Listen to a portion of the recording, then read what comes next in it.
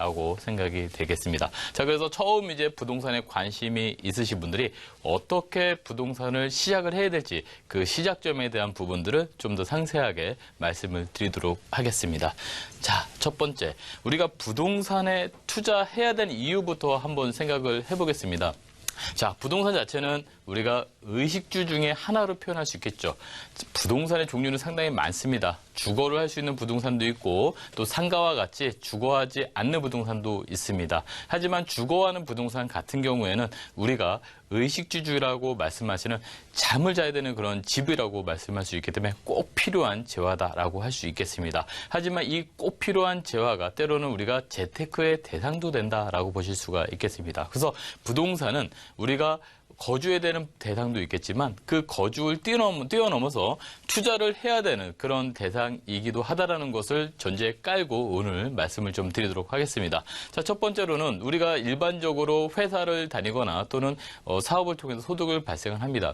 하지만 이렇게 월급만 가지고는 생활은 되겠지만 부자가 될 수 없다라는 판단을 여러 사람들이 좀 하실 것입니다. 그래서 많은 부동산들이 사실 내가 갖고 있는 부동산이 아니라 다른 분들은 부동산 통해서 부를 이루고 여러 가지 그런 것들을 보면서 내가 월급만으로는 부자가 될 수 없기 때문에 여러 재테크 상품들이 있겠죠. 뭐 예금도 있고 주식도 있고 여러 가지 있겠지만 그중에 부동산이라는 부분을 통해서 부자를 되고자 하는 그런 마음, 그런 것들이 있을 겁니다. 또는 은퇴를 하고 난 다음에 또 다른 일을 해야 되는데 그 일들이 사실 많지가 않죠. 그렇기 때문에 은퇴 이후에 월세를 받기 위한 어떤 부동산 투자, 그런 것들도 있을 것이고, 또 전세를 살고 있는데 계속적으로 전세 금액이 올라가고 또 매매 금액이 올라가면서 내가 매번 오르는 전세 가격을 계속 할 수가 없다는 것이죠. 그래서 계속 서울에 살던 분들이 경기도로 나가게 되고 점점 외곽으로 밀려난다라는 그런 현상도 있었습니다. 그렇기 때문에 전세 난민으로 살기 싫기 때문에 내가 내 집을 마련하기 위한 투자 방법, 이런 것들도 있습니다. 자, 그리고 이렇게 전세를 살다 보니까 다른 집값이 계속 오르면서 내가 가지고 있는 자금으로는 도저히 집을 살 수 없는 그런 상태가 발생하기도 합니다. 그렇기 때문에 내가 전세만 갖고 있다가는 이런 집값 폭등으로 인해서, 다른 집값 상승으로 인해서 내가 더 이상 내 집만 없는 상태가 발생을 하게 되면 상대적인 박탈감, 이런 것도 생길 수 있겠죠. 그리고 더불어서 최근 들어서 이 중산층에 대한 부분들이 많이 좁아지고 있는데, 사실 뭐 흙수저다, 금수저다, 이런 얘기도 상당히 많이 나옵니다. 근데 뭐 부모님으로부터 물려받은 유산이 많다라고 하면 부동산에 대해서 관리적인 측면으로 생각하면 되겠지만, 그렇지 않다라고 했을 때는 우리가 흙수저에서 좀 탈출할 수 있는 방법에 대해서 월급만 갖고는 힘들기 때문에 이런 부동산을 투자하는 방법에 대해서도 생각을 좀 한다라고 할 수 있겠습니다.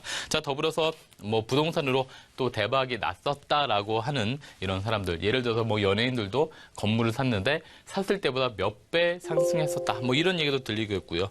또 남들 다 하는데 나만 안 하는 것 같다라면 아까 말씀드린 것처럼 상대적인 박탈감도 또 느낄 수 있기 때문에 이런 부동산에 대해서 또 투자를 해야 된다라고 또 생각을 해볼 수가 있겠습니다. 자, 그렇다면 어떻게 해야 될지 그 부분에 생각을 해봐야 되는데, 제일 중요한 것은 일단은 관심이 있겠습니다. 관심이 있으신 분들은 지금 이 TV를 보고 계시는 것처럼 부동산에 관심이 있어야 방송이나 또는 신문이나 뉴스들을 볼 수 있다는 것이죠. 그래서 관심을 첫 번째 가져주시고 그 다음에 부동산 관련된 신문 기사, 그 중에서도 부동산 관련 기사, 그리고 뉴스라든가 또는 경제 라디오, 최근 들어서 경제 라디오를 들어보면 여러 가지 주식, 뭐 부동산 여러 가지가 다 나옵니다. 그래서 경제 공부를 좀 하셔야 된다는 것이 되겠고요. 또 내가 살고 있는 집 주변에 부동산에 관심을 가져주셔야 되겠죠. 관심 없이 일반적인 중개업소에 걸려있는 뭐 매매 가격, 그리고 또 전세, 월세 가격 그냥 쓱쓱 지나갈 수 있겠지만, 관심을 갖고 그 지역의 가격은 얼마인지, 또 우리 동네에 어떤 재개발이나 재건축은 있지 않은지, 이런 내 주변 부동산에 대한 관심을 가져보는 것이 좋습니다. 또 더불어서 친구 따라서 강남을 간다라는 얘기도 많은데 어설프게 공부 안 하고 그냥 갔다가는 돌아오지 못하는 경우도 있습니다. 그렇기 때문에 학습, 관심을 갖고 학습을 해야 된다는 것이 되겠습니다. 더불어서 부동산과 경제 관련된 책들을 좀 많이 읽어주시는 게 좋겠죠.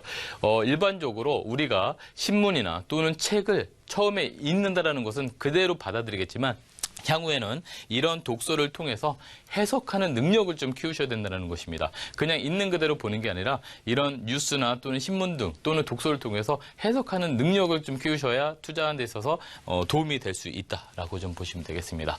자, 부동산 공부하기 첫째 이렇게 한번 들어가 보겠습니다. 자, 많은 분들이 부동산을 하는 데 있어서 가장 중요한 것이 바로 이 전문가와 친해져야 된다는 얘기를 좀 많이 합니다.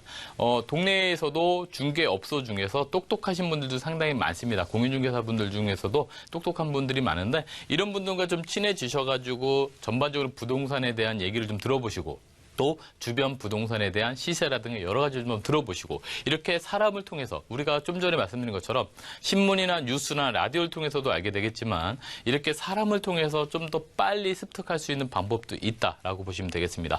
자, 그리고 말씀드린 것처럼 주변 부동산을 가격이라든가 이런 것을 파악해야 되죠. 매매 가격, 전세 가격, 월세 가격, 그리고 또 얼마큼 상승했었던 상승률, 그리고 또 거래량 이런 것들을 조금 더 파악해보는 것이 중요합니다. 자, 부동산은 나무도 봐야 되고 숲도 봐야 됩니다. 그렇기 때문에 주변 가격도 파악하셔야 되고요.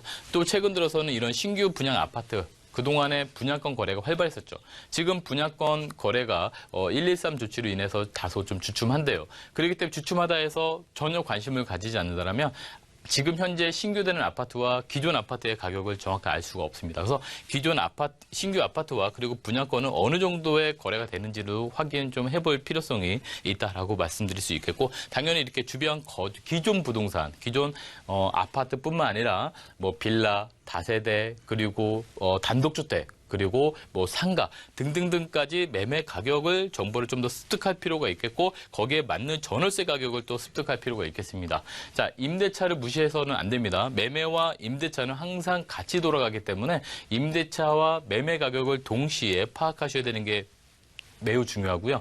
또 더불어서 요즘에 경매 공부들도 상당히 많이 하시는데 자, 이렇게 주변 부동산의 경매 물건에 대한 정보도 좀 습득을 하시는 것이 좋겠습니다. 그래서 주변의 입지 여건, 즉 지하철 노선도라든가 또는 버스 노선도, 그리고 또 개발 호재에 대한 부분도 공부를 좀 더 하셔주시는 것이 좋겠다. 그리고 내가 사는 지역의 주택이라든가 이런 거 살펴보고요.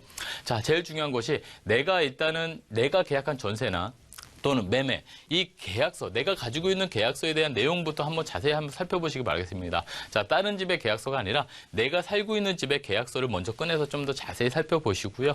또 등기부등본이라는 게 같이 있을 걸 빕니다. 자, 등기전부 증명서라고 표시되어 있을 텐데 이 등기부등본을 꺼내놓고 자세히 한번 살펴본다면 그동안에 내가 거주하는 집에 주인은 누구고 또 주인이 어떻게 바뀌어왔고 또 얼마에 거래됐고 이런 것들을 자세히 살펴볼 수 있다는 것입니다. 그리고 또 집에 대해서 건축물 대장이 있습니다. 자, 일반적으로 단독주택이나 다가구는 토지와 건물이 등기부 건축물 대장이 따로 있겠지만 일반 다세대 주택 같은 경우에는 집합 건물로 나온다는 것도 한번 보시고요. 또 부동산은 기본적으로 땅이죠. 그래서 토지 이용 계획 확인원, 그 토지의 성격을 나타내는 토지 이용 계획 확인도 한번 살펴보시고, 그리고 또 공시지가도 한번 살펴보시고, 제일 중요한 것이 지도입니다. 자, 최근 들어서 포털 사이트를 가시면 지도가 굉장히 잘 돼 있습니다. 사진으로 그 건물의 사진까지 볼 수 있을 정도로 잘 돼 있기 때문에 그 주변의 지도도 살펴보시는 그런 공부가 매우 좀 필요하다라고 말씀드릴 수 있겠습니다. 자, 그렇다면 지금 말씀드렸던 등기부등본, 그리고 건축물 대장, 토지 이용 계획 확인은 이런 것들을 어떻게 확인해야 되는지, 공부서류를 어떻게 확인해야 되는지 그 사이트, 우리가 컴퓨터상으로 확인할 수 있는 사이트를 즐겨찾기를 해보실 수 있다는 것이죠. 그렇다면 남들이 찾을 때 나는 즐겨찾기 클릭만 하면 바로바로 찾을 수 있기 때문에 매우 빨리 공부를 찾을 수 있다. 그렇기 때문에 이런 사이트들을 즐겨찾기 해놓는다. 그리고 요즘에 또 스마트폰 많이 쓰시죠. 그렇기 때문에 이런 부동산 공부 서류를 확인할 수 있는 사이트들에 관련된 어플들이 있습니다. 그래서 부동산 관련 어플들을 핸드폰에 설치해서 확인해 보시고, 또 부동산 정보업체들이 있죠. 우리가 많이 알고 있는 정보업체들이 있습니다. 그 업체의 홈페이지도 즐겨찾기 하셔서 시간 되실 때마다 들어가서 공부를 한번 해보신다든가, 또 지금처럼 이렇게 경제TV에서도 부동산 프로그램이 상당히 많습니다. 그래서 이런 경제 프로그램 TV도 즐겨보시고요. 그리고 또 처음에 말씀드린 것처럼 같이 소통할 수 있는 전문가를 하나 정도는 좀 친하게 지내시는 것이 좀 중요하겠다라고 말씀을 드리겠습니다. 자, 이렇게 부동산에 입문해서 뭔가 공부해야 될 부분들이 많습니다. 그런 것들에 대한 길라잡이가 참 필요한데요. 자, 요번에는 많이 앞서가는 고수들도 계시겠지만 생초보분들도 위해서 세미나가 좀 준비되어 있으니까요. 2월 8일과 2월 20일에 준비되어 있으니까 많은 관심과 신청을 기다리고 있겠습니다.